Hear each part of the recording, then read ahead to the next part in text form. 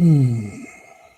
Hey, we're live. Okay, welcome to the Rabyd Atheist live stream, Rabyd Reflections. I'm your host, Raby, former pastor turned atheist, now compassionate anti-theist. Welcome to my stream. Do this live stream probably every Saturday at 6 o'clock. I'm kind of trying to get more consistent in my scheduling, so thank you very much for all that. I'm going to alter this just a tad. There we go. But today on our live stream on Rabyd Reflections, the main question, of course, is the whole objective, subjective morality question, a false dichotomy. It's something I'm working on for my just toys. Okay.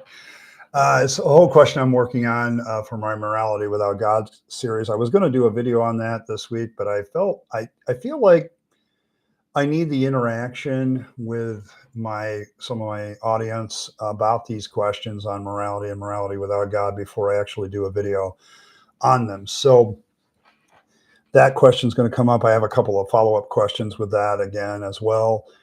I also want to talk, the comments this week from theists have been absolute gold as far as ignorance.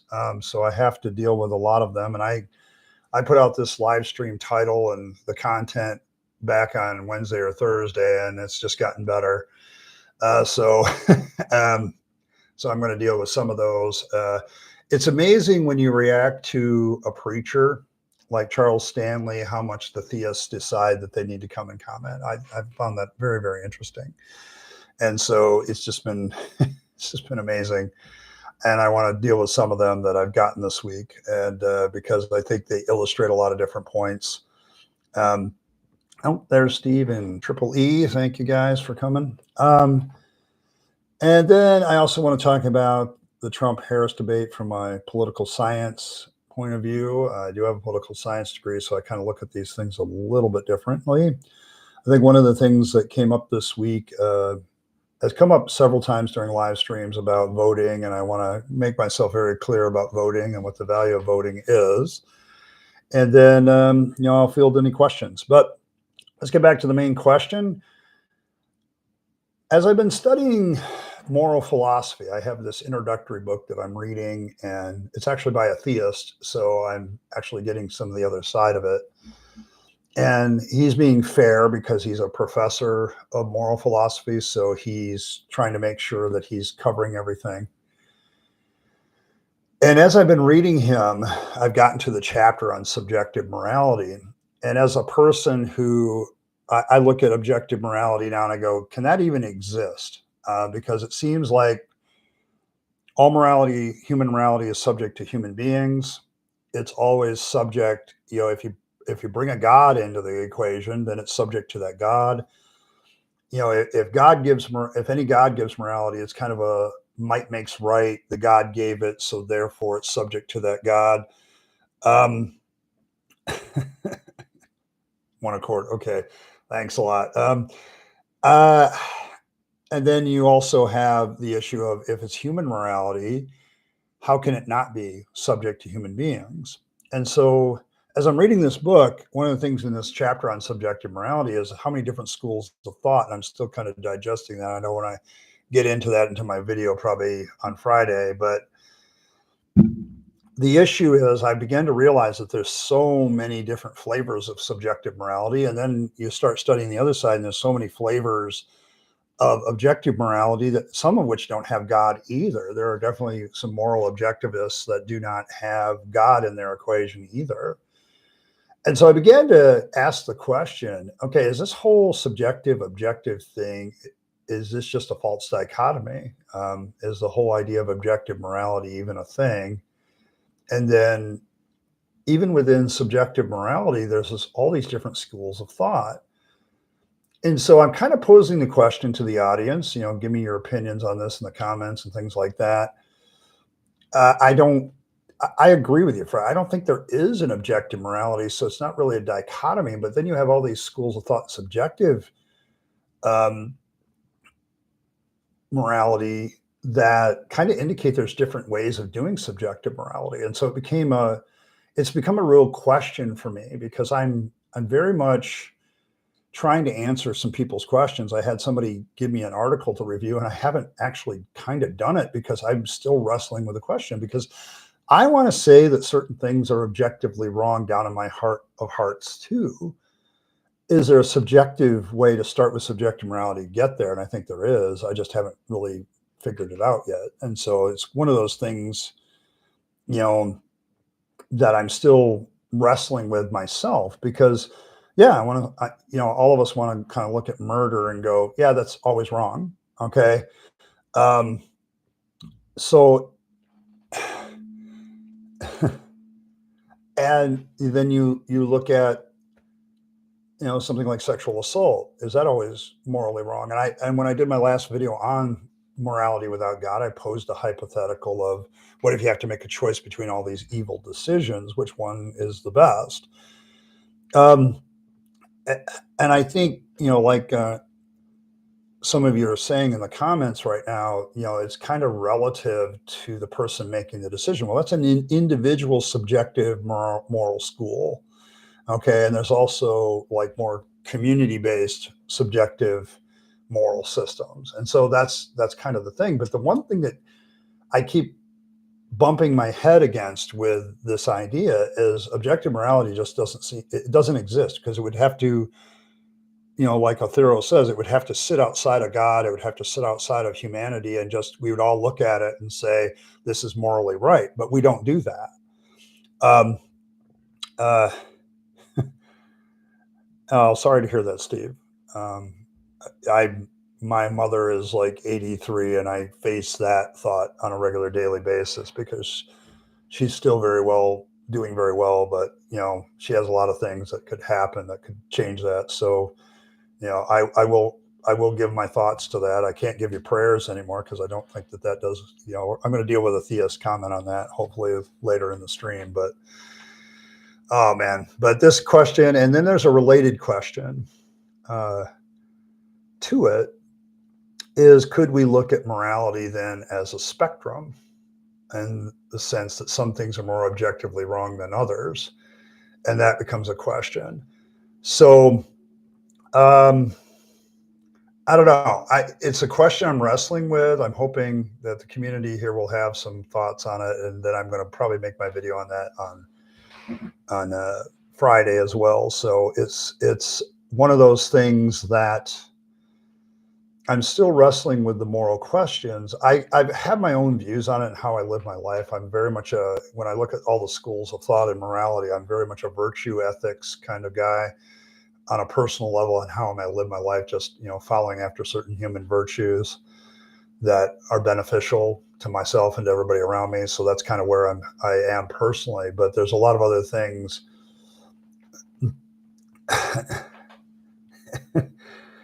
Remembers, that's a good question when it comes to the Vatican. I'm not sure that that's actually is the age of consent is 12 in the Vatican, but it's very interesting that you would say that. But I know why contraception is banned in the Catholic Church. They look at every act of intercourse as sacred. Yes, because they can't get pregnant. Very good. Okay, that was a nice setup. I'll give you that one. So those are the moral questions. I'm more interested in hearing what you have to say about whether this is a false dichotomy or not. Is there, the related question of, is it a spectrum of morality that we're looking at when we look at subjective morality? Is there some sort of school of thought that you particularly lean to when it comes to subjective morality and objective morality? But the other question is this even a thing? Okay, can morality be completely looked at something, and we get away from the whole objective subjective discussion, and there's other options besides those two? Because in my heart of hearts, on a human empathy feeling level, I really want to side with certain things being always objectively wrong, like genocide, murder, and sexual assault. But how do you do that when you don't really? I don't think objective morality is possible. What moral system gets us there, and why, becomes a really good question. And that's something that I'm continuing to ask in this Morality Without God series. But these are the questions. Yes. Well, the thing is, Rimmers, is the age of consent when you go around the world is different. It's a actually a good example of a subjective moral question of is when is a person ready and able to make a decision about their own sex life, has always been there. Martin, good point. I think it is a little bit abstract, and trying to get specific with it is part of my problem. Yes. There's also different, like if you go to Japan, I think their rule is every teenagers can engage in everything, even with adults, except for sexual intercourse until they turn 18. Every country seems to have this different idea of consent and what it involves. Uh, it's funny because in the United States, um, it depends on what state of the union you go to, really. But there's age of consent laws in the United States that are low as 16, 15. Um, yeah, yeah. Yeah, age of both partners comes in, Michael. So, I mean, this is an interesting moral question because this is where, okay, how do you draw a hard line here with a subjective moral system? At what point? Um, and that's the thing, because we'll sit there and say, well, that seems too young, or that seems too old, or it really becomes a value judgment, and that becomes a real problem for a lot of this question when it comes to morality. And it's a good example of where things get fuzzy. Okay. Because I'll tell you, based on my experience with purity culture over the years, both myself and watching it after I got older as a minister, yeah, it don't work because these kids are basically horny and they're going to go after each other. Teenagers have sex, okay, and what do you do with that situation? Okay, because it's going to happen, and that's something that religion doesn't really deal with in good reality, and I think subjective morality deals better with it. Because you can look at each individual situation and say, okay, was that good or bad, or what was that? So, you know, um, so it's a very good question when we ask the question about subjective morality and objective morality of where the line is drawn. And I don't know that we have a good line there anywhere. And different cultures and different religions around the world kind of illustrate the fact that we all have different ideas. There are certain cultures, like Islamic cultures, where you'll see the bride be, 13, 14, 15 years old, and the guy could be any age, all the way up into old age. So there's these aspects of this that exist around the world, and you have to ask yourself: is there any? I don't see that there's you know, a, it does become a question, as Michael points out in the comments, of maturity and power. Um, they're not necessarily centered around the sexual act, but yeah, no compassion or comprehension. At what point can you generally say that this is a compassion act? Is it once again the subjective moral questions of where do we get objective rules from? And I think objective rules are different than objective morality. So, yeah. Yep. Hey, Wolf Sinclair. You give me an example. You are not an isolated story there. When I look back at my own marriage, for instance, she was 18 and I was 20 when we got married. And I really feel like if we had both like waited a couple more years, we probably wouldn't have got married in the first place because the maturity level would have been higher. But religions, for instance, pressure people to get married very, very young because you want to be righteous. You don't want to, particularly the Christian purity culture will push you to this idea of getting married early because, you don't, it's better to get married than to burn is the classic line that a lot of them use. And you will see, I found it very funny when I was teaching in Texas because I felt like a lot of the Hispanic girls and guys were actually married off the books, so to speak, because I would have a female student disappear for like suspiciously for 9 months, like they were, and then they would come back and finish their education. So they were still you know trying to finish their education, but you would see that they were connected with one of the boys in the school, and it was more than just a boyfriend girlfriend relationship. They were talking with each other like they were married. And so you have to wonder whether cultures always, if you have a culture that comes into the United States that's used to marrying young, at what point,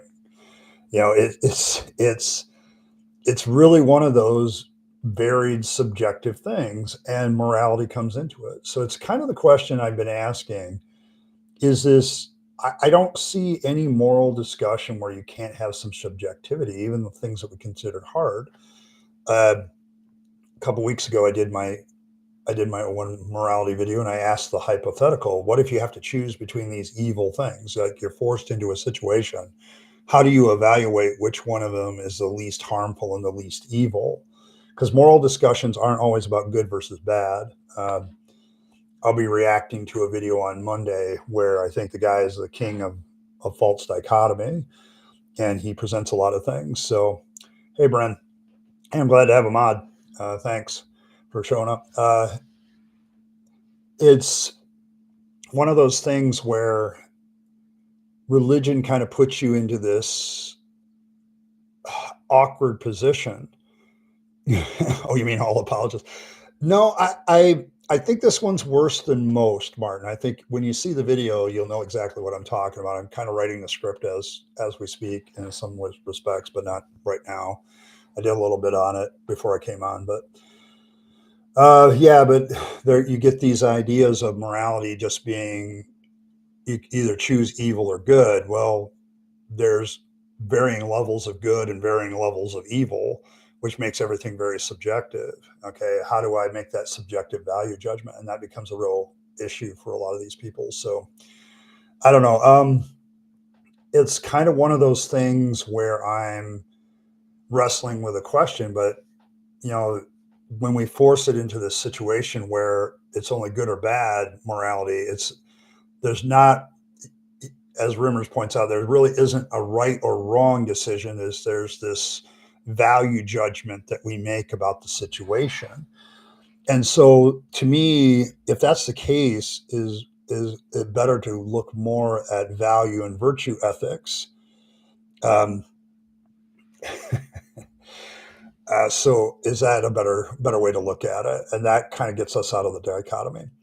Um, I think that's enough for that discussion. I want to get to some of these comments that were made by theists in the last week that kind of show, they illustrate a lot of things, but they also, uh, well, objective would be that everybody would acknowledge that it's an object in the room. Okay, it's not dependent on something else to make it moral. Whereas subjective, you're subject to something else. It's in the name. Okay. Um, like, that's why I tell people that divine command theory is a subjective ethic, because it's subject to a God. And, we're dealing with the relationship that morality, as stated, it has with other people. Okay. Does it have a relationship at all? Does it stand on its own as an object? Or is it subject to somebody else? Okay, so that's kind of the moral thing, and I don't believe objective morality is possible. I don't see it as possible. Somebody can make a better argument for it, but right now I just don't see it. Yeah, observers. Thank you, Nexus. That's actually probably a pretty good definition. In other words, no observers. No, it's not based on who gives it or ever. So the fact that, as some of you have pointed out, that everybody seems to have a different definition of it, kind of makes it subjective, but in and of its nature. So we'll see about that.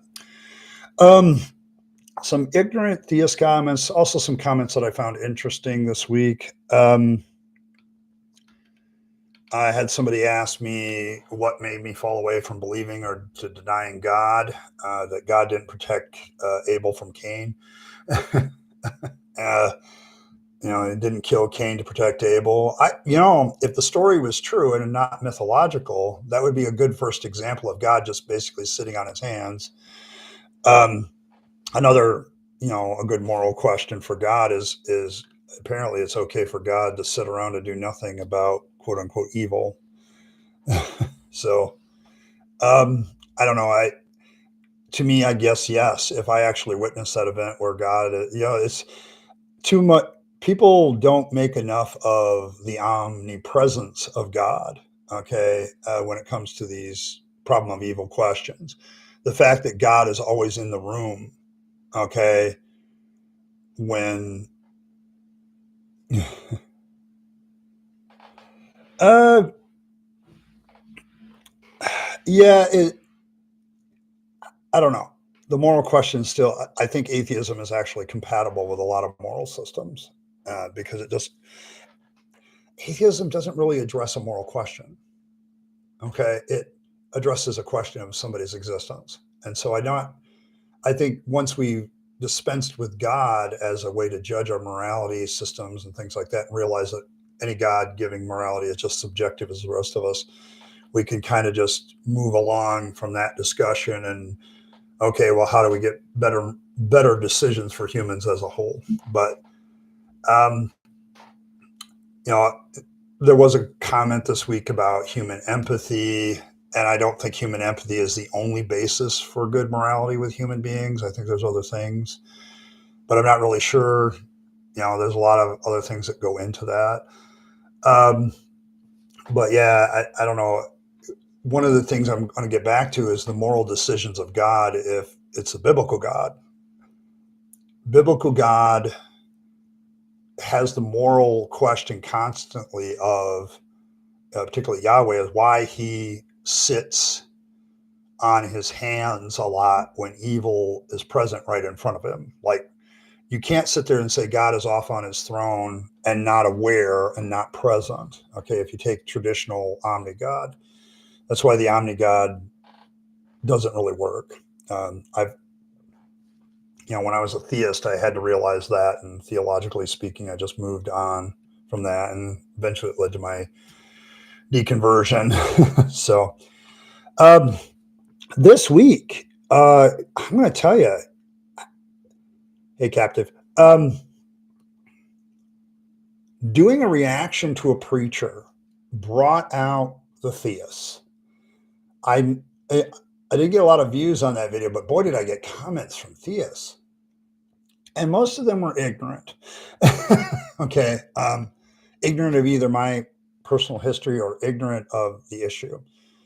Or just making bold-faced statements about who I am and what I am. And it's not a surprise, you're right, Fred, but it was just amazing to me the assumptions. Okay, like I had a comment like, what's really bothering you is you're being convicted by the Holy Spirit. And it's like, can you prove to me a Holy Spirit exists to convict me? And why would I be convicted by this? It's like any theist watching this now or later, could you quit with the assumptions about me and start asking questions?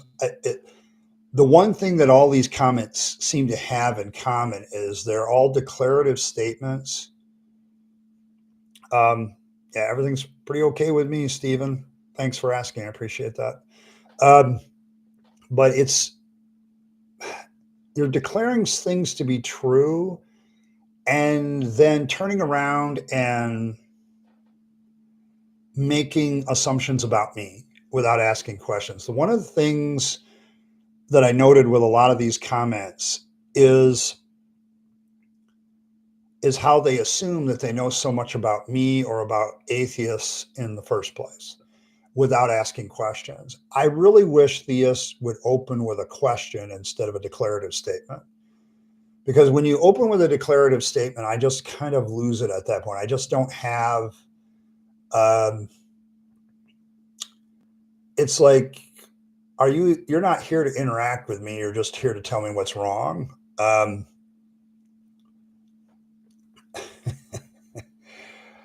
Oh, yeah, that's a good analogy, Andrew. I think that's a good one. But yeah, with you theists, I love you to death. Okay, I'm probably one of the few, atheist channels that has a lot of patience for theists. I've debated whether or not some of these comments. I've debated whether to delete them because they come very close to being preachy, and some of them are straight up preachy, but at the same time they so illustrate what I'm talking about here, about the gross assumptions of the theist when they come into a discussion. It's really hard to have a conversation or listen to a person who already thinks that they know everything about certain things. I When somebody sits there and say I'm just being convicted of my sin and that's why I'm rejecting God, it's like, no, that's not what's going on at all. One of the great disproofs of Scripture to me, um, oh yeah, that's true. I mean, I think a lot of people can understand each other a lot more than they uh, think they can. But this is just proving to me that, because I last week I talked about how religion reduces human empathy, and here this is a good example of your approach, Theus, of how I can make that statement and continue to make that statement, because you're not there to empathize with me as a human and figure out where I'm coming from and why this is so. You're more interested in declaring what you think is the truth without any evidence, of course. That's the one thing that's always suspiciously lacking in theist comments is evidence. They'll tell me I'm going to hell without even proving hell exists.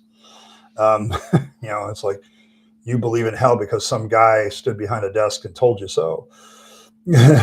Plenty of evidences.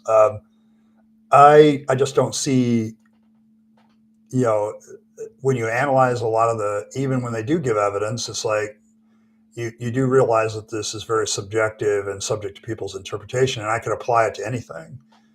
Um, I mean, but I don't think conviction is what's bothering me. I think one of the greatest proofs to me that the Bible is not inspired by God is Romans 1:18-20, because if it was inspired by God, God would know that there are people that genuinely don't believe, and it's not about a denying God and their unrighteousness. It's about the fact that they genuinely don't believe. And because of that, well, that makes those three verses are wrong. Okay, Paul is very much in error there.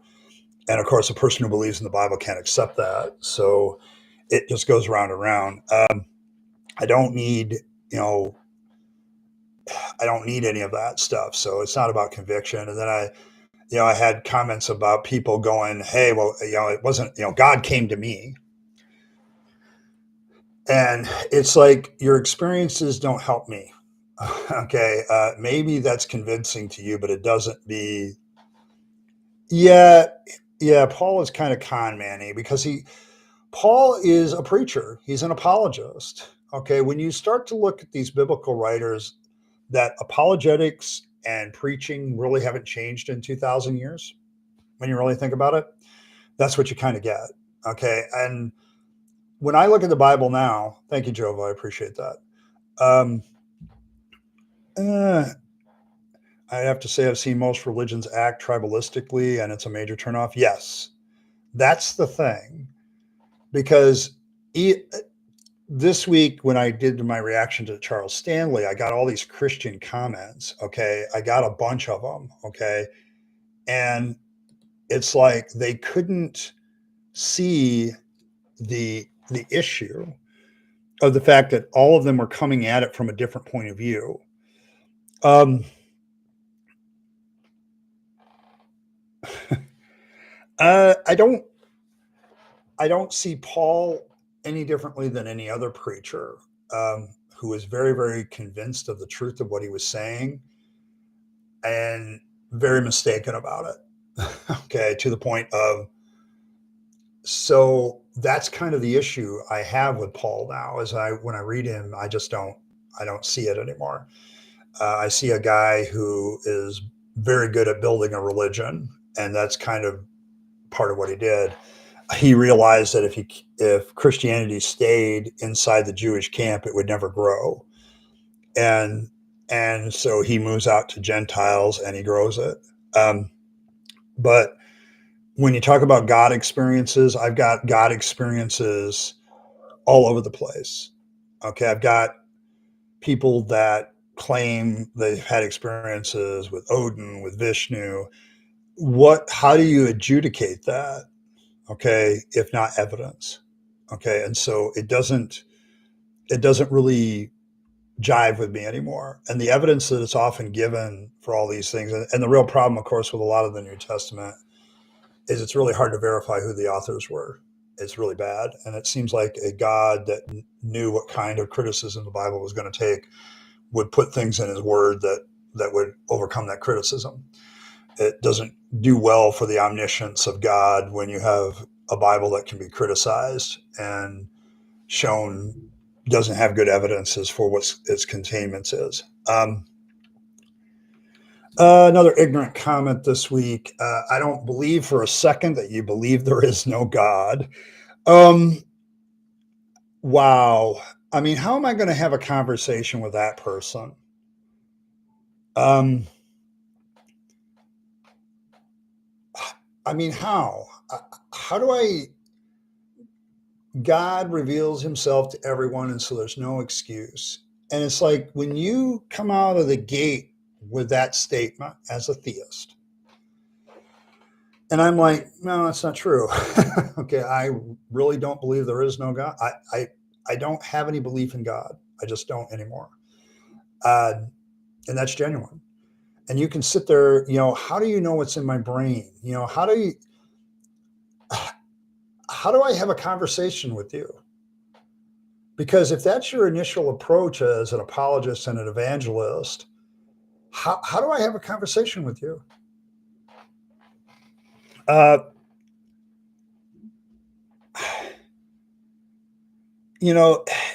it's one of the things.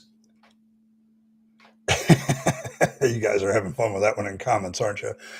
But it's like, this is what drives atheists nuts sometimes is the absolute way you guys answer us in such a way. It's like, you're not interested in interaction. You're just interested in preaching at me. Because the proper thing would have been, do you really believe that there is no God? And my answer, my answer would have been immediate, would have been, no, I don't believe there's a God. I don't have any sufficient evidence for any kind of God right now. I'm as close to being a Gnostic atheist as an agnostic atheist can get. I've joked about it. I'm a 6.969, atheist on Dawkins's scale, mostly because it's funny.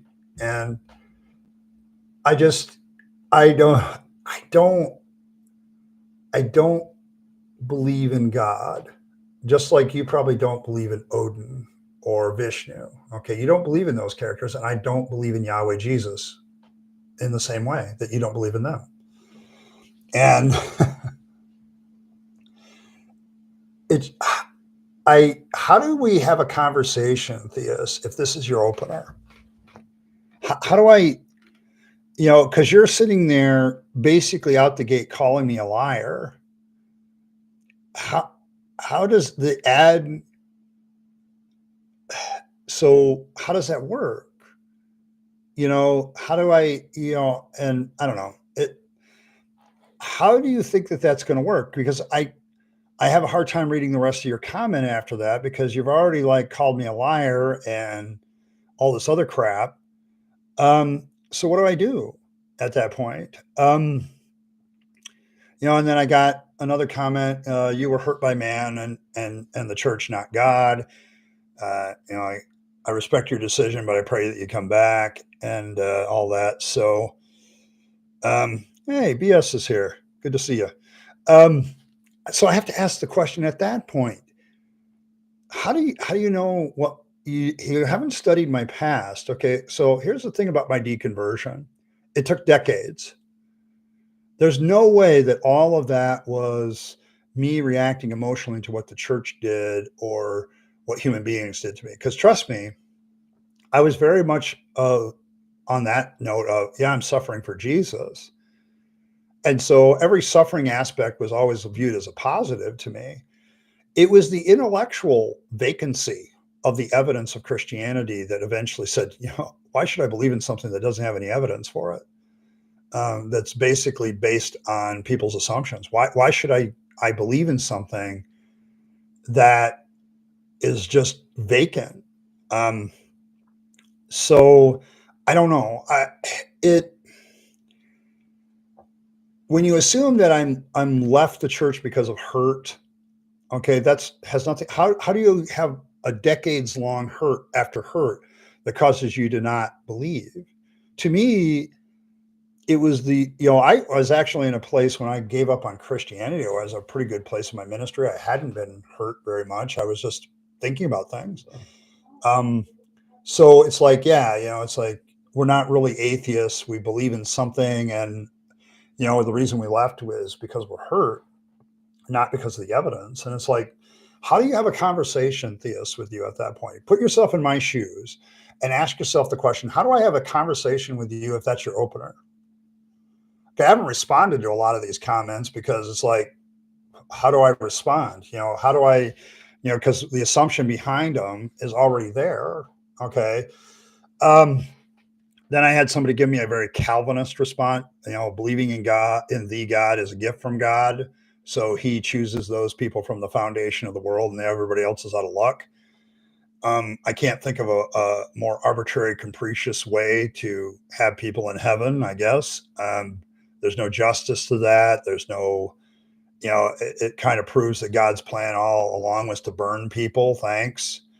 Um, no, yeah.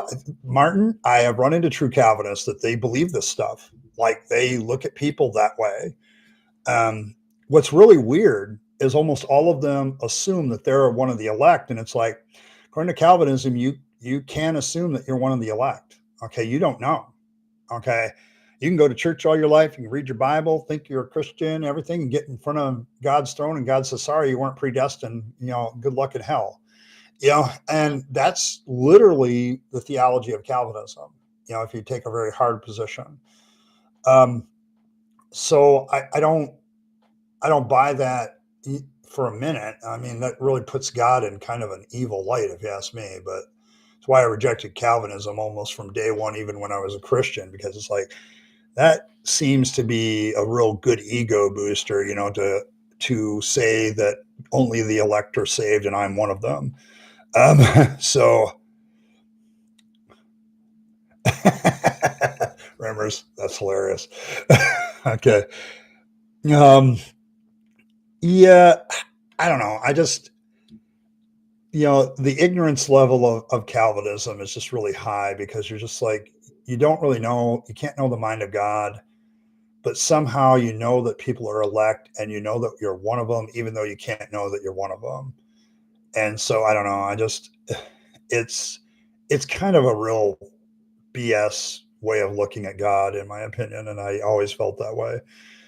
At other people, you're going to have to answer to God on Judgment Day.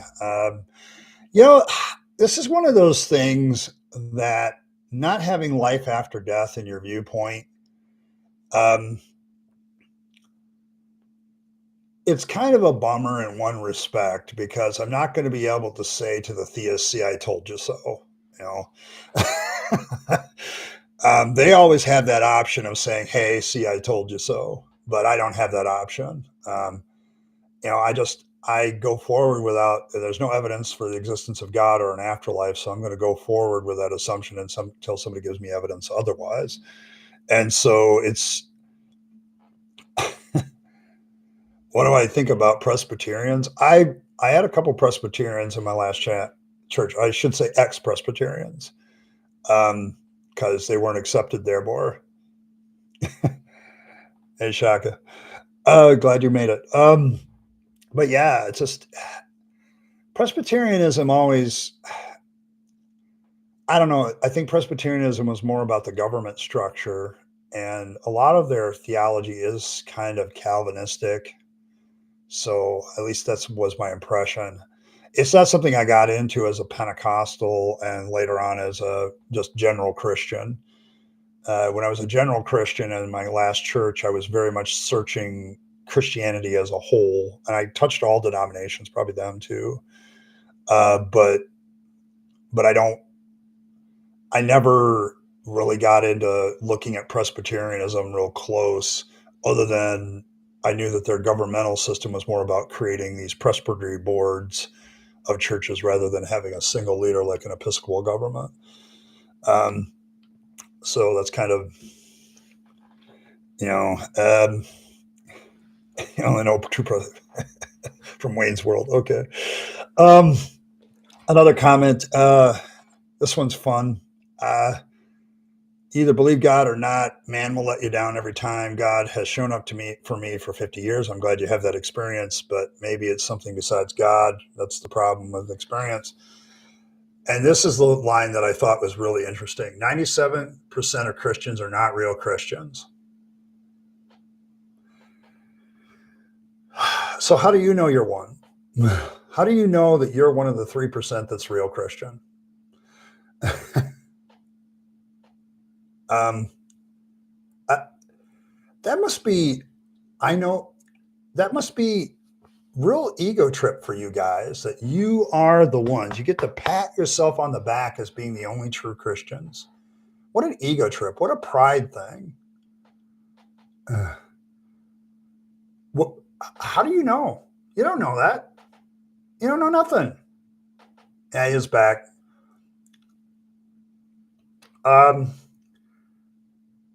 My issue with that whole attitude, and it's an ignorant attitude, how do you know that you're one of the 3% of real Christians? How do you know?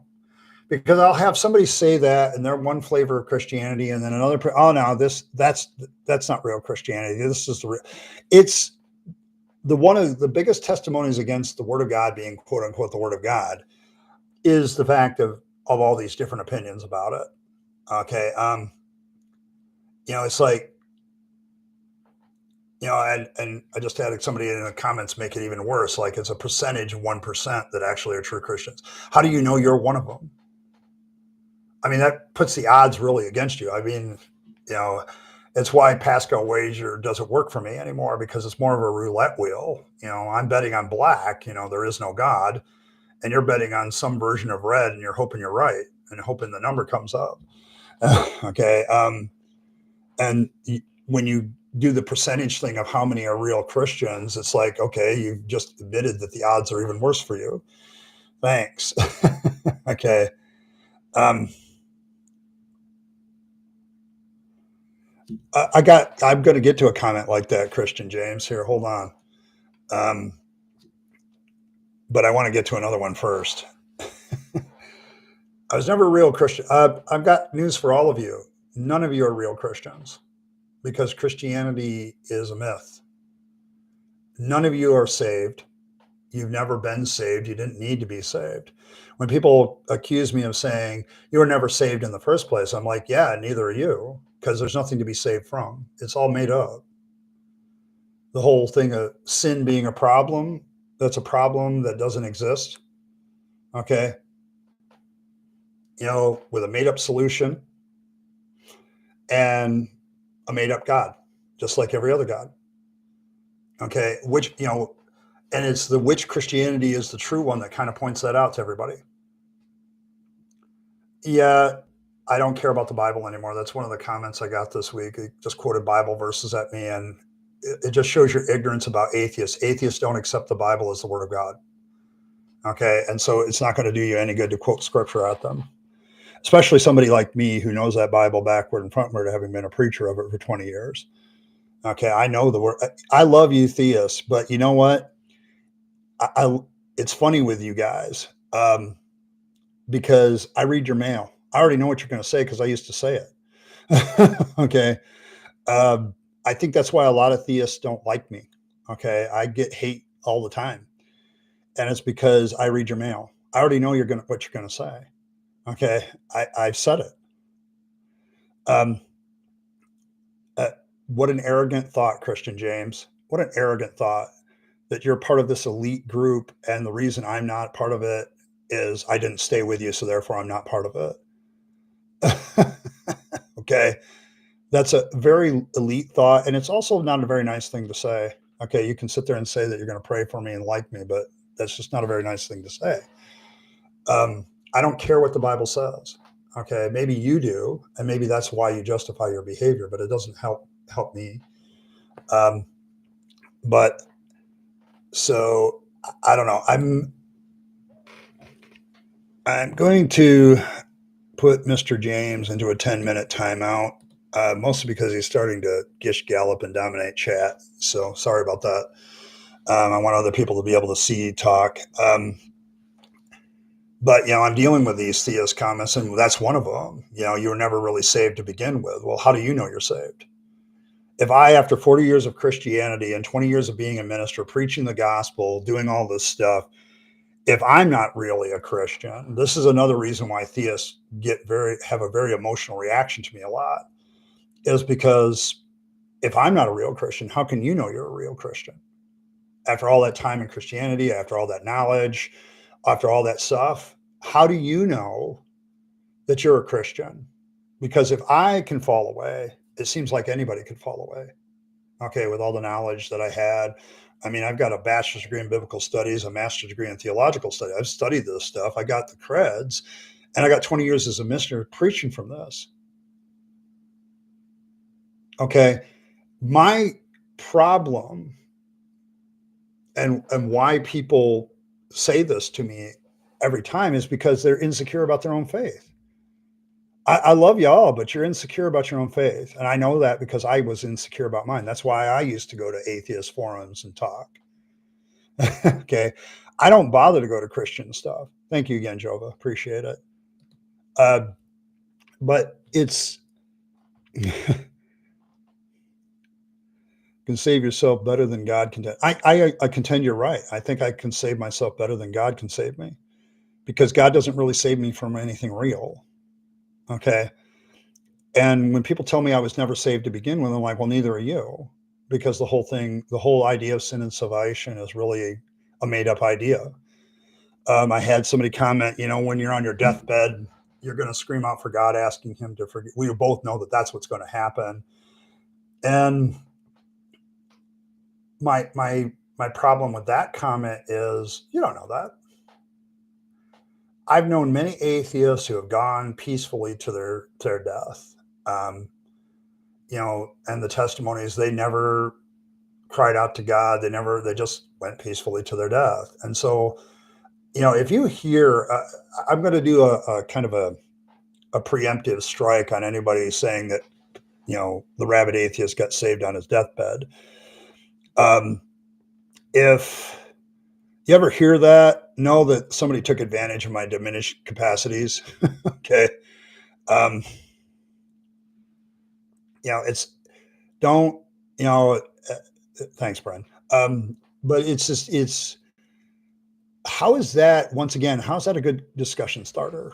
I mean, I love you, theists, but how does this work? How do you think that that's going to open up a dialogue with me? Okay, if you don't even respect, my deathbed. Okay, but if anybody ever says that the rabid atheist gave his heart back to Jesus on his deathbed, know that somebody took advantage of my diminished faculties, and that's not real. I know that the Christian God doesn't exist. Okay, he's just way too inconsistent, and he's just straight up doesn't work.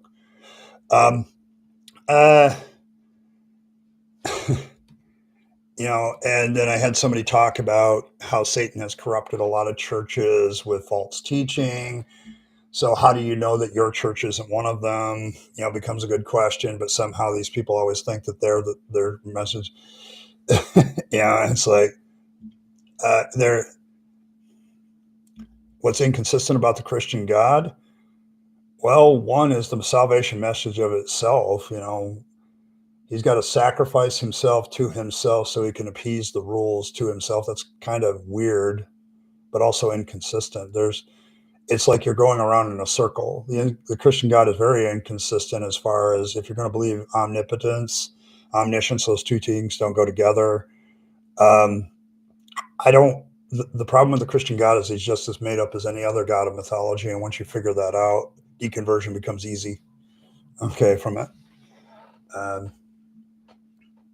I never truly understood the gospel is another comment I got this week. I only preached it for 20 years. We're all sinners in the hands of an angry God. And so God came along with Jesus, offered up a sacrifice so that if we put our trust and faith in Jesus, we'll get over the sin problem and have a new glorious life. What part of the gospel didn't I understand?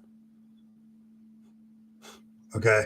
Seems like I was preaching it quite a bit, and nobody ever, back when I was preaching the gospel, ever said I didn't understand it. Okay. Another guy, well, according to atheism, we can do whatever as long as we all agree, right?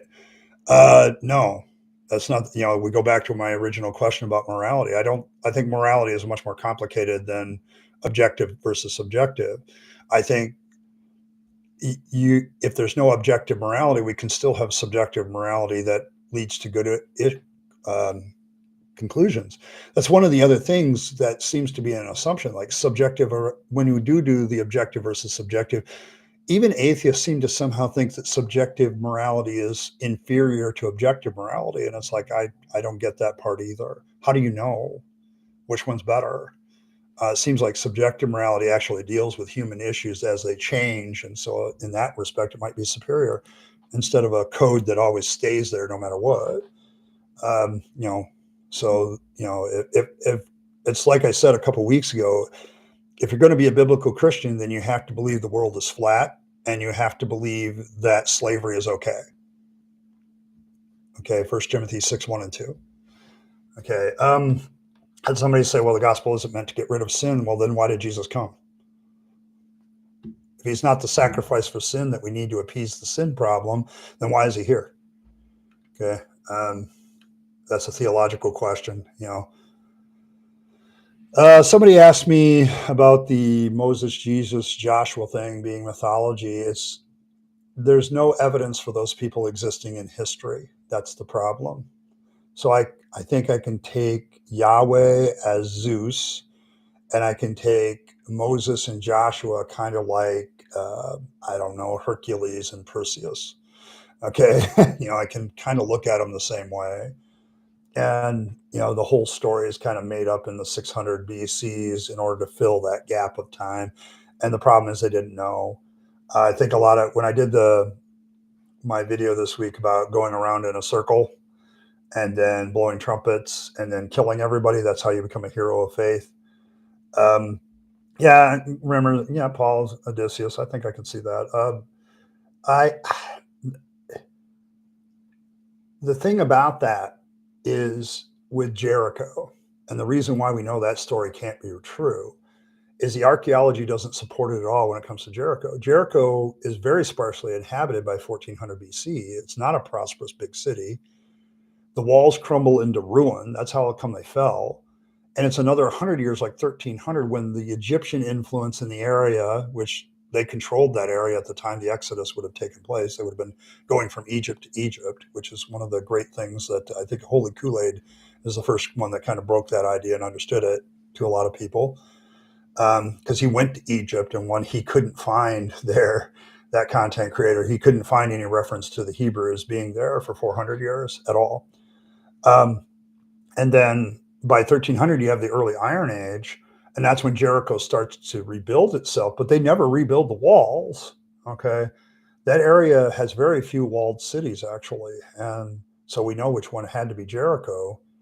And there's no way that it works for the story. So there's no evidence to support that. And so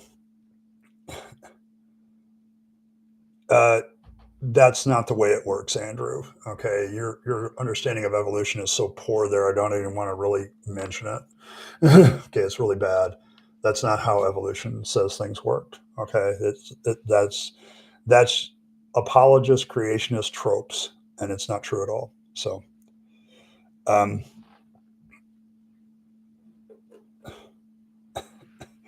no, that's not how it works. Um, let's see. Of course, I had somebody bring up the whole religion versus relationship thing. And, it's the problem with both is they're very subjective. I used to hear that all the time. That's not how science works. Um, so, you're once again using a creationist trope. Let's see. Any other ones? Having to evaluate this thing on its own terms. So, so I still should believe the Jericho story, even though there's no way it could have possibly happened in the time frame, simply because it says something metaphorically. So what? And then the last one I got this week was very interesting. It was about prayer. And the person kind of said, but you said prayer is talking to yourself. So when you say to see prayer works, you were praying to what? And my point is, you're getting the timeline wrong. Um, I I don't know whether to take this comment as a troll or somebody who just doesn't understand the timeline. I'm arguing with myself as whether they're incompetent or just plain ignorant or being malicious. And it kind of goes to a lot of theists who come to atheist channels. And I think their objective is to find something that they think they don't understand. And then, you know, they don't understand that. Okay. They don't get it. And the timeline is this: all of us that deconverted were very sincere believers, and we used to pray, believing very much that God would do things. But when you deconvert, you suddenly realize that, well, who the hell was I talking to, if not myself? Okay, I wasn't talking to a real God. There's no evidence for one. So what am I left with? I'm left with the fact that I was talking to myself. And whether or not self-talk has value, I think that's what I did a series a long time ago, how Christian disciplines tap into something very human that allow religion to continue to manifest itself in people. So it's kind of one of those, yeah, there's some people that never pray because they don't see the point, even when they are Christians. That's very true, Alex. But for those of us that very sincerely believe that God would do things if we prayed, we did pray for a long time believing that God was real. But then when we come to the conclusion that the Christian God doesn't work or any God doesn't work, who are we praying to? What were we doing? Well, we were talking to ourselves. Okay. And so it's not that when we were testing God with prayer that we didn't believe that God existed and that we were talking to ourselves. We came to that conclusion at the end of it. Okay. Um, and it wasn't necessarily about, it's Andrew, it's not just about Jesus didn't give me a pony. There were people, 5-year-olds dying of cancer that I was praying for. What do you do about them? Okay. Okay. I always love how Christians like to poo-poo that by giving some trite example. But a lot of people who give up, who understand prayer is just talking to yourself and deconvert, are dealing with prayer issues like that. You know, their 5-year-old child is dying of cancer and they want to know why. And they're praying that it won't happen. It's not about Jesus not giving us a pony. You tritely minimize that. You're beginning to piss me off, actually. Okay, because you're not really trying to understand what atheists are saying or what people are saying. You have a lot of assumptions. Okay. Mm. Oh, they do. What is the will of the Father? You can't even discern that from the Bible. Sorry, the will of God is kind of a real fuzzy thing, even when you read the Bible. So that's why everybody always talks about it all the time. What is the will of God? I don't know. Read your Bible. Well, that doesn't help. Okay, so with that said, I know that's kind of the end of the comments that were just weird. I want to get into before I go off. I always try to do some politics, and of course, we had this debate Tuesday, and in the aftermath of that, I've been watching the poll numbers. Um, it's been interesting. I think Harris is kind of the clear winner. I think from most pundits, but she don't eat cats. Leave it to Trump to say something that's going to become a liberal Democrat meme for the rest of the election cycle. It's going to be hilarious. But it's like, really, dude? I mean, and her shaking of her head when he said that, beautifully done. Couldn't it, what the hell are you talking about? Um, you know, um, and so I don't disrespect it. I spent 20 years trying to prove the biblical narrative was true and found that it's wanting. You can sit there and say you've proven it true, but it doesn't work. Okay, because I know how to analyze what you're saying. If you're automatically going into it with the assumption that it's true, that's not a good assumption. Okay. Um, so I'm looking at the debate, and I listened to it. I watched different parts of it. I can't say that I'm not disrespecting you. I'm just saying that what you're saying is false. Okay. It's not disrespectful to say, I don't believe that. I don't think that's right. Okay.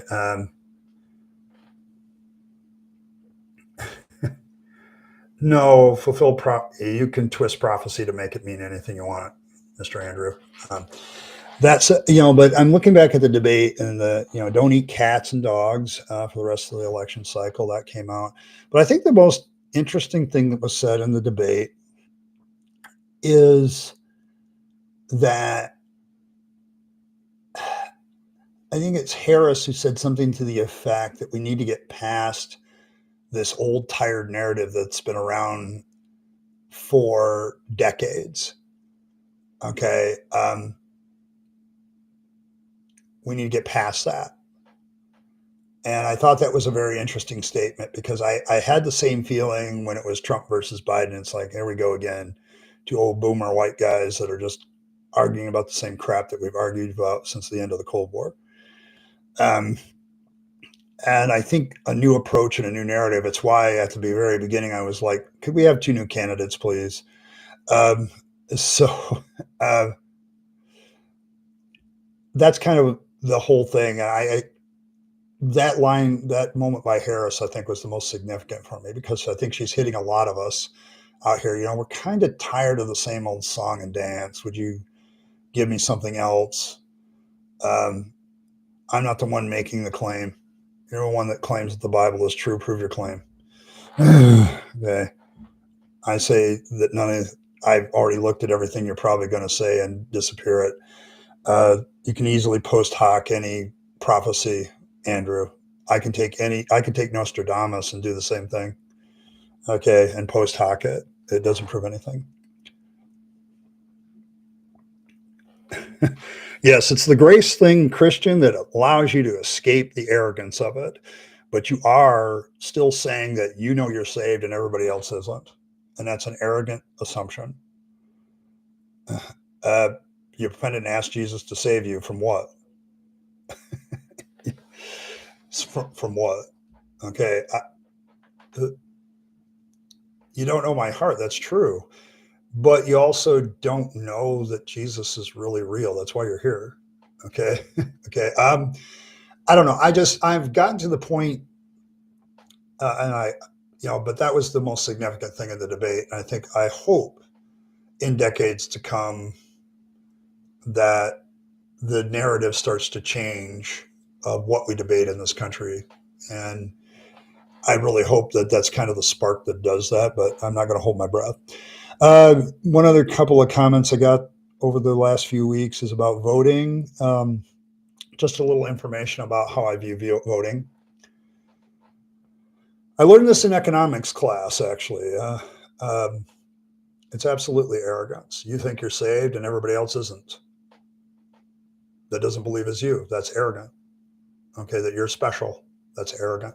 Okay, no matter how you try to slice it, you can throw grace on top of it, like salad dressing. It doesn't change the fact that you believe something about yourself, that you're better than everybody else for some reason, that you had enough sense to repent and have the grace of God is an arrogant statement. I'm not mad at a God I don't think exists. How can I be mad at somebody I don't think exists? That would be stupid. Okay, I don't believe in God, so I'm not mad at him.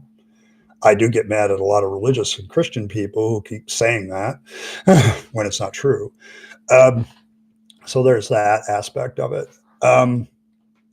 So yeah, thanks, Brent. So as I look at voting and go back to it, I learned a lot in economic class. We did a chapter in economic class where we talked about how, because I did policy decisions, economics, how government policy affects economics. And we talked about voting, and we talked about political economics. And one of the things that the professor brought up is that a vote is only significant if it breaks a tie, or if it causes a tie and there's some sort of tie-breaking procedure that allows you to clearly pick a winner. That's the only time that you have, shall we say, a moment where a vote is significant. The most significant votes I ever did in my political career is when I was on a school board and we had 4-3 decisions, and I was the fourth guy. Okay. So when you look at it objectively, your vote is 1 over n, and n is the number of votes cast in election. I'm sorry, the representative government, where do you find that in Scripture? Scripture is all about a monarchy. There's no statement of rights in the Scripture. I challenge you to find it. I'm sorry, that came from the Enlightenment and rational thinkers. It didn't come. I always love how Christians like to co-opt that. Sorry, it's not. There is no statement of rights in the Bible. The only right you have to is you live and die based on the will of God. That's it. Okay, and everything in the Bible supports a monarchy. Okay, a theocratic monarchy. There's no support of democracy in the Bible. Where? Give it to me. Okay. Everything's supposed to be submitted to God. Yeah, they were reading their Bible from the printing press and rejecting it because they suddenly realized how many flaws there were in it. Okay, come on, man. You want to revise history to fit your Christian narrative, go ahead, but that's not the way it worked. Okay, if you look at real history, people began to reject the Bible. There's lots of flaws. I mean, there's literally whole websites dedicated to the contradictions in Scripture. You can't get rid of all of them.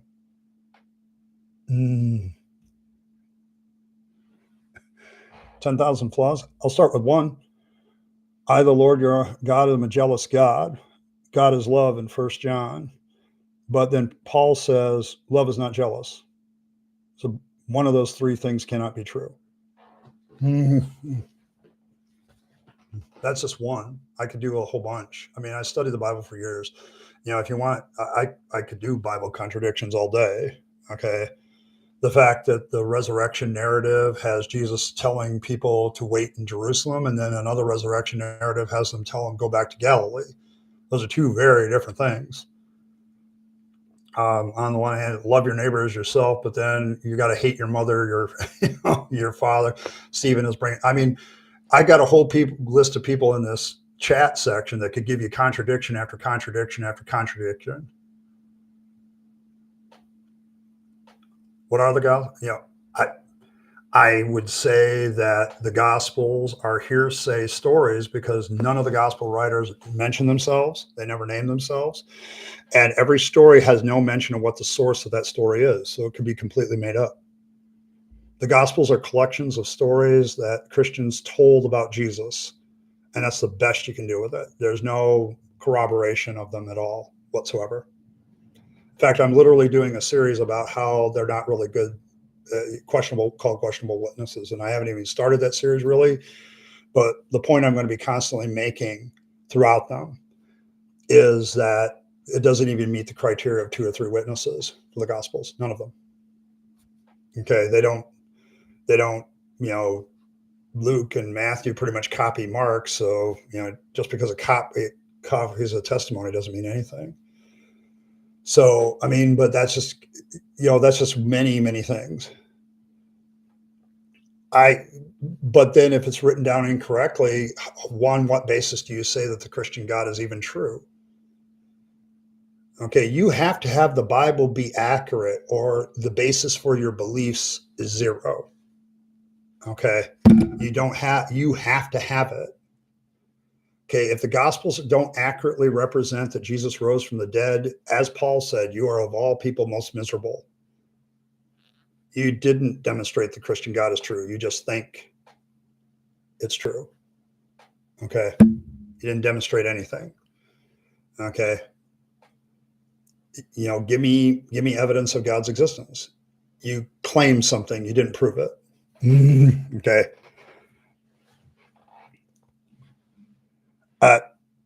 I'm just saying that you can post hoc rationalize anything that's quote unquote prophecy. Okay. You didn't prove a damn thing. You made a claim that this is a fulfilled prophecy. You didn't prove that claim. Okay. You didn't do that. Okay. You made a claim that I can claim that certain stanzas in Nostradamus also prove that event, but that's would be a claim. It doesn't prove it. Okay. You have to demonstrate how it proves it. Number one, you have to prove that prophecy is even a thing. Okay. Which would be a miraculous thing. So you're claiming a miracle that God speaks to a person and that person speaks to humanity.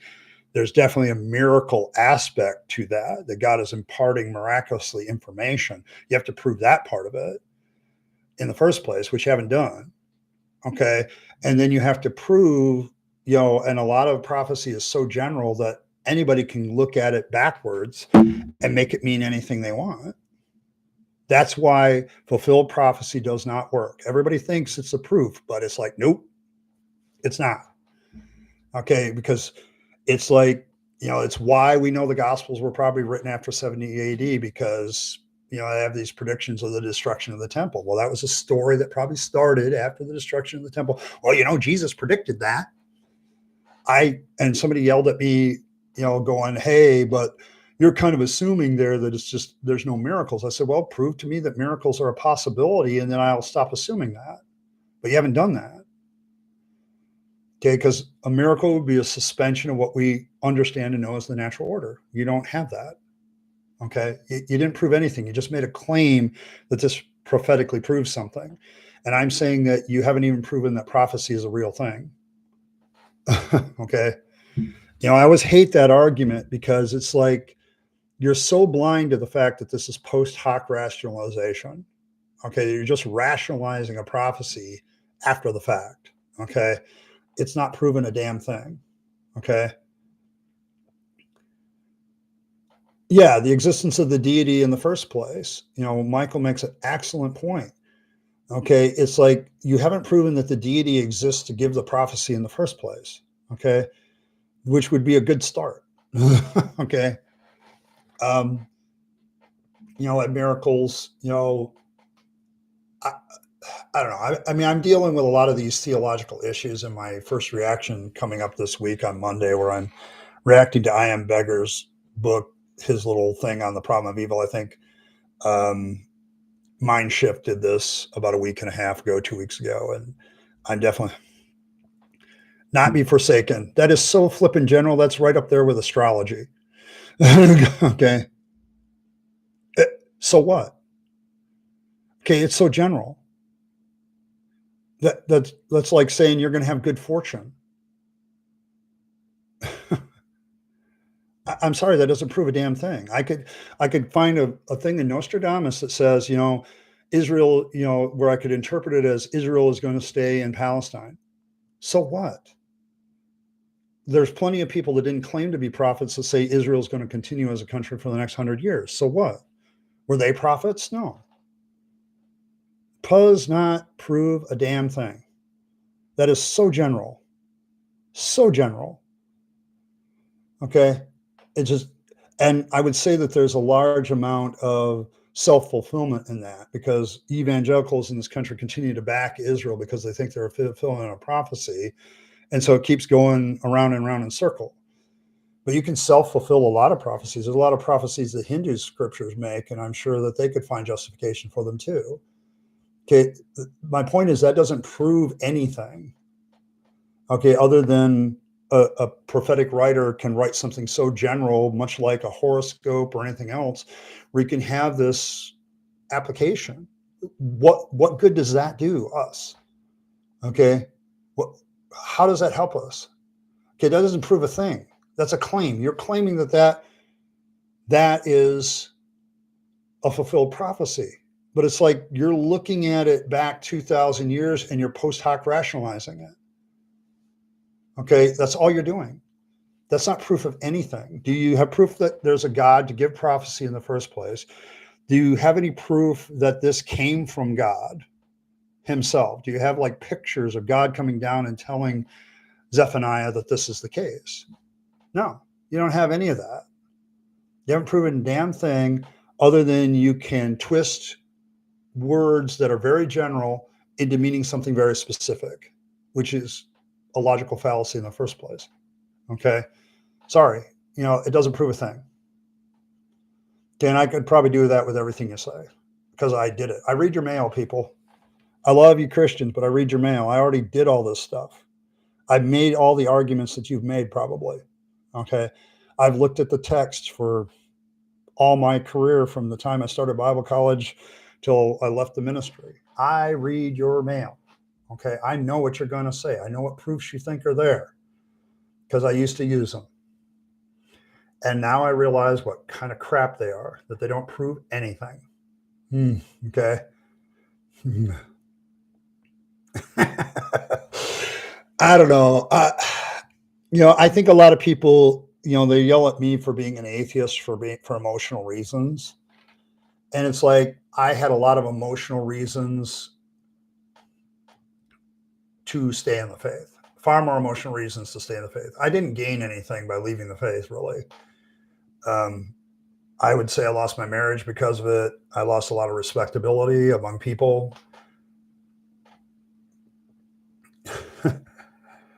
And you know what? Something, Andrew, that has been Ezekiel 38 has been used as a proof text for nearly every war that Israel has ever had. So which one does it actually apply to?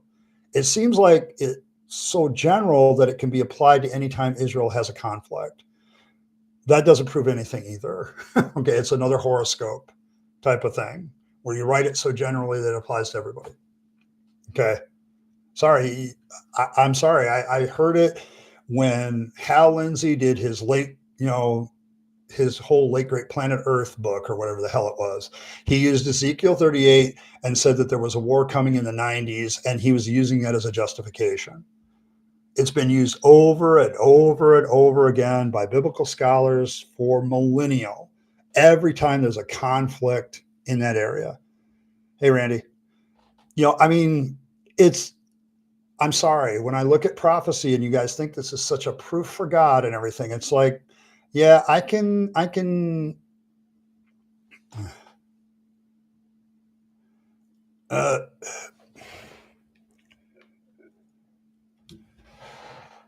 was once a Christian. I think that's the whole basis for a lot of my channel. I mean, I became a Christian, quote unquote, at 8 years old at a vacation Bible school. Okay. And I was a Christian, remained one until I left Christianity in 2015. So,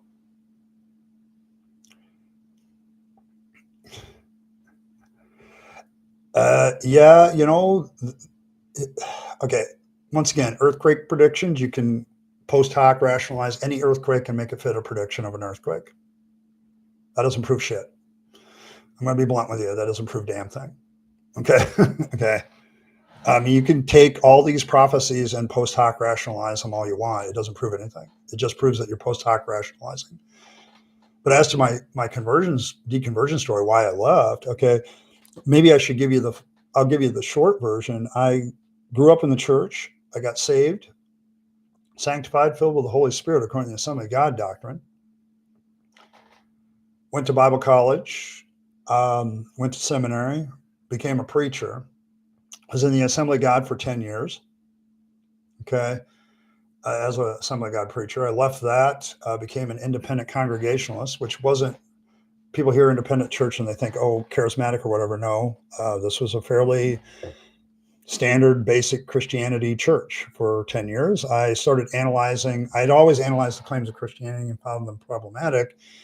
But the last 6 years that I was a Christian, I had plenty of time and opportunity to just study them. And as I studied them, I found that the claims of Christianity didn't work. Okay, they don't line up with history. The Gospels are hearsay evidence. The more I began to look at them analytically, the less I found them believable. I mean, my whole deconversion story is like several parts, and you can look it up. It's from 2023 when I first got back on this channel. I redid it. and there's like 15 parts to it, each of them about 20 minutes. But that's my full story. But that's the shortened version. It didn't have anything to do with what was going on in the church at the time. It had everything to do with an honest assessment of the claims of Christianity and finding them wanting of evidence. And so I bailed on them. Um, so, and then I was in the pulpit for another 2-3 years. I spent about a year as a deist, and then I gave up on any good proof for God belief. In the last 2 years, I was an atheist pastor pretending to be something else because I didn't know how to do anything else. Okay, that's the trap of the ministry. That's why most ministers who, if you were actually to ask most ministers whether they believe or not, they probably would tell you no. If they were being honest, they just keep up with the game. There's an old cartoon that used to appear in minister magazines. It's like, you know, I know this stuff is bunk and I knew it a long time ago, but I'm in too deep now, so I have to keep going. And that is a lot of ministers, I'll bet, far more than get reported. Um, uh, I, there's way too many for that. I mean, I'm not trying to diss you or anything, but you believe in something that's a falsity to me. That's why I do this channel. I do it for the deconverted. I do it for people that are deconverting and struggling because, and as I said in my introductory video, if you go to like my main channel page, that opening video that everybody gets, one of the things is I'm going to push you over the edge if I can. Okay. I understand this. You know, this was a long process for me. So anybody coming, you know, like I said when I was dealing with the comments earlier, anybody coming to me and saying, oh, this is an emotional decision, that's a load of shit. It wasn't. Okay.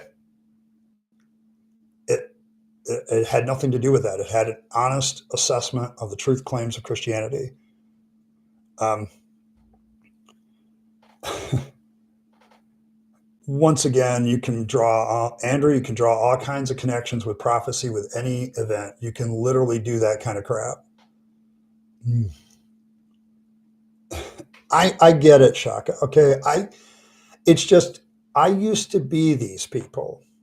Okay. And when I did reach out to atheist friends and people I knew, the ones that were nicest to me as a theist is the one I actually started to listen to. And that's why I try to be very nice and very cautious with it, because I used to be these people. Okay. And so no, I just don't, you can do all kinds of things. You can make all your connections up in your head. And that's what you're doing when you're in faith, is you're trying to self-justify why you continue to believe. And I think people, not going to sugarcoat this, I think people who come to argue with me and leave comments, they're having their own insecurities about their faith. Yeah, it's about understanding the mentality. People who come to my channel and want to debate with me, I really think that they're insecure about their faith, and that's why they come here. Um, so I don't, I don't, I don't, I don't, I don't get it, but I do get it. Yeah, BS, man. I don't know. I think Paula Gia is actually a pretty nice guy. When there's a reason why apologists debate him and don't like blab about negative experiences with him. um, of course, I'm not going to blow my own horn. I'm not trying to be nice. I'm just trying to be accurate most of the time. And if that pisses people off, I guess that's their problem. And I think BS, you kind of do the same. I mean, you're just kind of pointing out the obvious inconsistencies of shit. Um,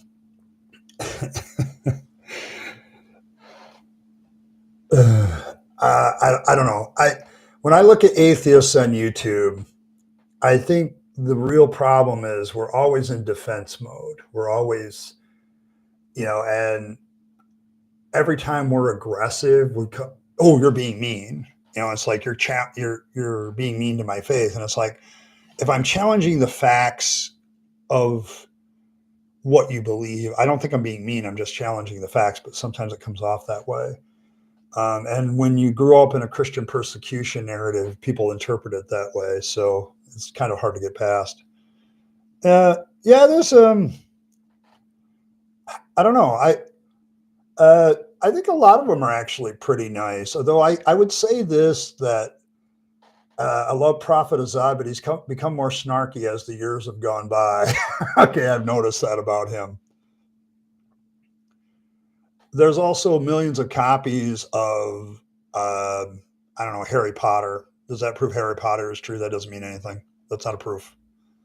That just proves that somebody knows how to use a printing press. Doesn't matter.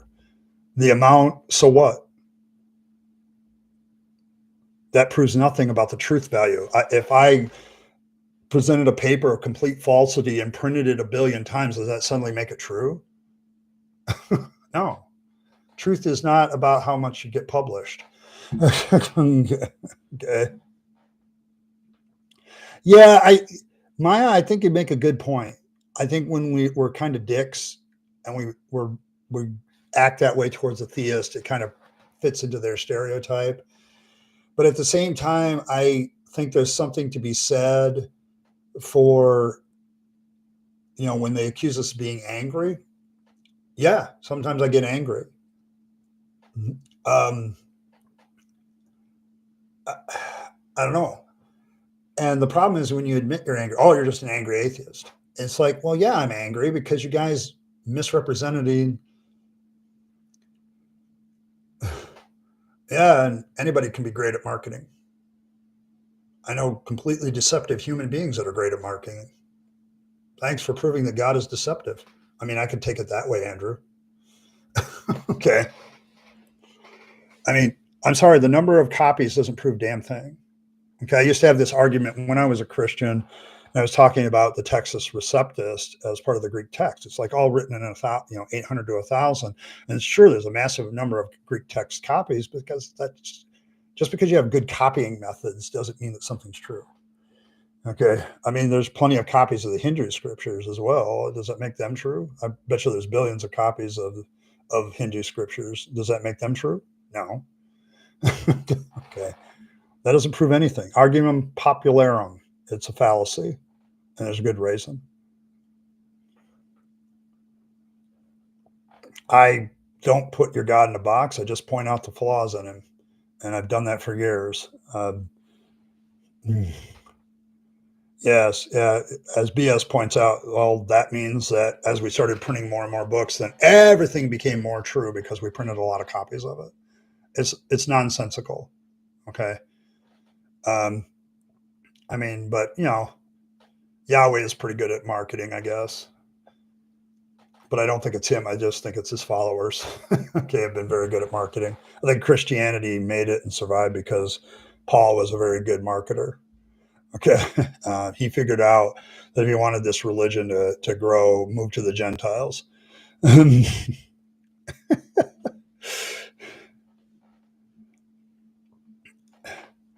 Yeah, I mean, with Christianity, it's really hard, which one is the true one.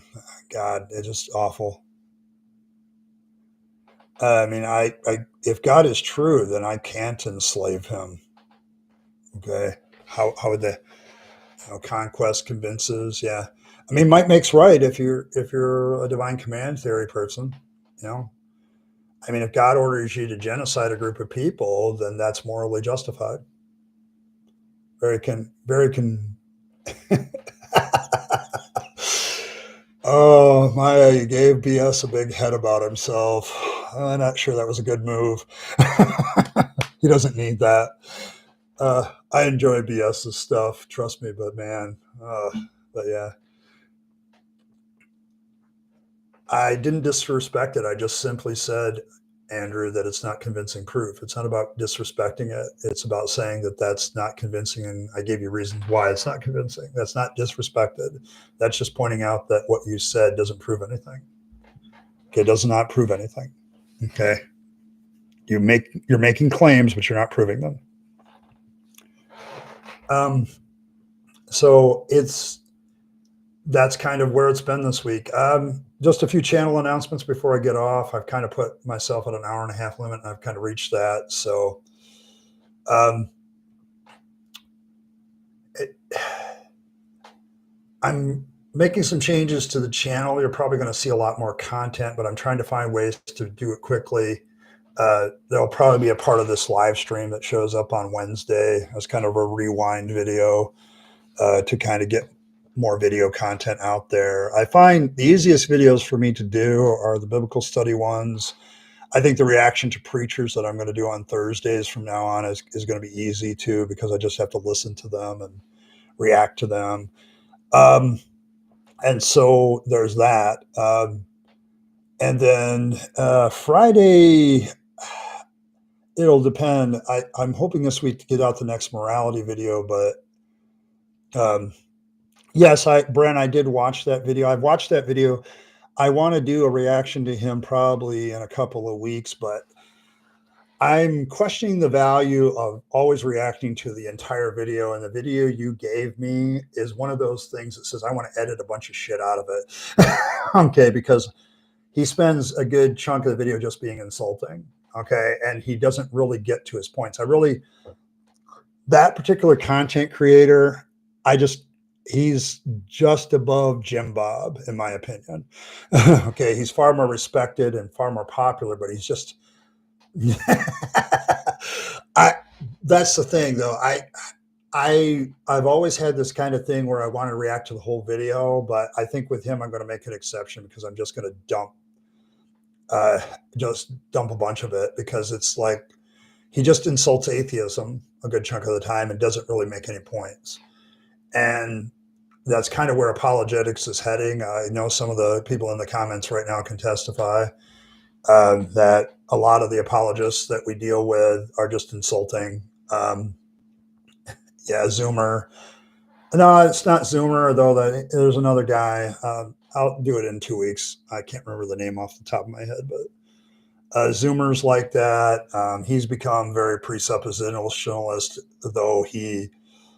Thank you, Jova. I appreciate the gifted memberships. Thank you very much. I appreciate that.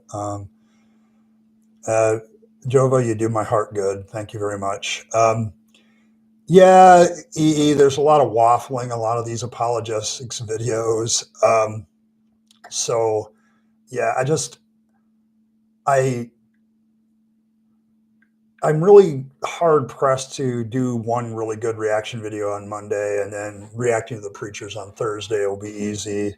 Friday, I'm going back and forth between the questionable witness series and the morality series. I'm hoping to get it, but those two series I really want to be well done with good information, not necessarily high video quality, but they're going to have good information for you.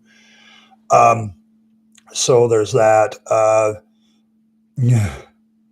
Yeah, Jova is one of my favorite supporters. Thanks, Jova. I appreciate you very much. Most of the reason I'm trying to create more content is to get my ad revenue back up. It's kind of dropped, and it's because I'm not doing as much content as I used to. But I think shorter videos again and getting that. So when I react to people, I try to do the whole video, but I think I'm going to start making exceptions on Mondays, because there's a bunch of shit in it, and I just don't want